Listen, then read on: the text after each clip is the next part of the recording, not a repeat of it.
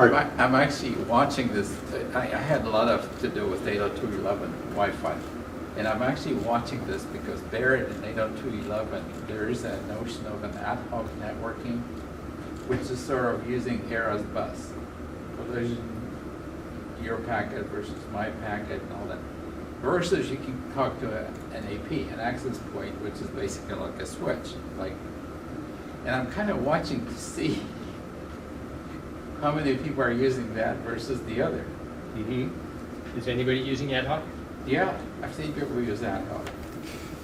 I've seen it cause problems when you get into an area where somebody's trying to use it. I've actually used it in a meeting like this because you can open your laptop and say, everybody in this room, put your vote into my shared folder, and I will run through and calculate the votes. And it saves me in a meeting just running around with people and doing the voting and all that. But very few people use it. And ad hoc networks are purely contention-based, or do they choose a master? Well, there's several modes for that. We don't want to go in that. This is where complexity won, unfortunately. So over my many years in this game, I've developed a theory of networking maturity, which I believe spans the kind of networks we're talking about all the way back thousands of years to transport networks where you're talking about physical transport. And that is that the initial investment for a network which carries anything is for a half duplex network. It's a one-lane road where you share access on the road, and you can perhaps send a couple of things in one direction, but if you want to send things in two directions, you have to wait until it's clear or put in bypasses or things like that. That's the inherent nature of the first generation of any network. When that starts making money and has enough traffic to pay for an upgrade, you go to full duplex. There are railroads like that. There are railroads like that. There are canals like that. The original Marconi telegraph was like that.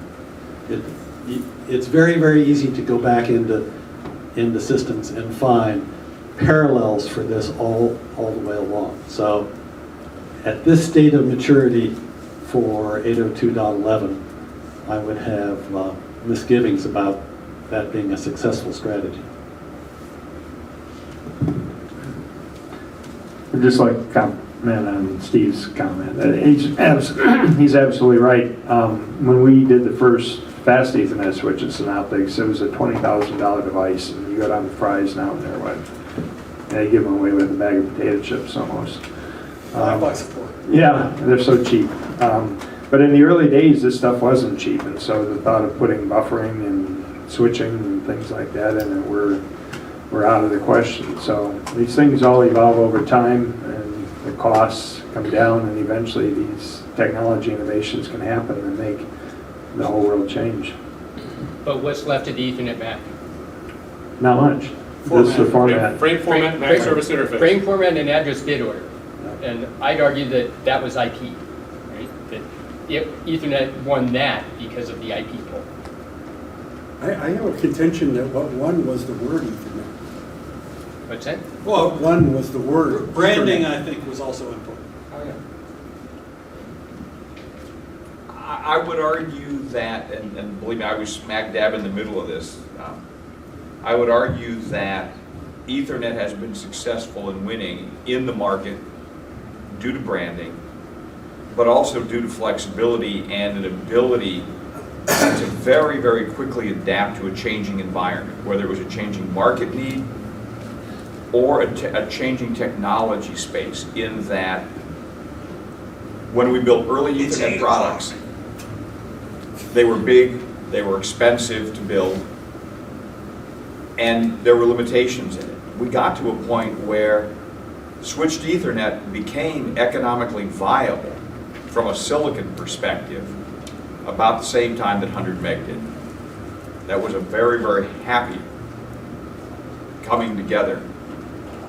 And if it hadn't, I'm not sure quite how that would have played out. But you could certainly easily, well, in the early days, if you looked at the early switch products, they had a couple of MAC addresses. They were very limited in what you could do. And there were still people that built hybrid environments with hubs and switches, and the nice things about Ethernet is you could do that.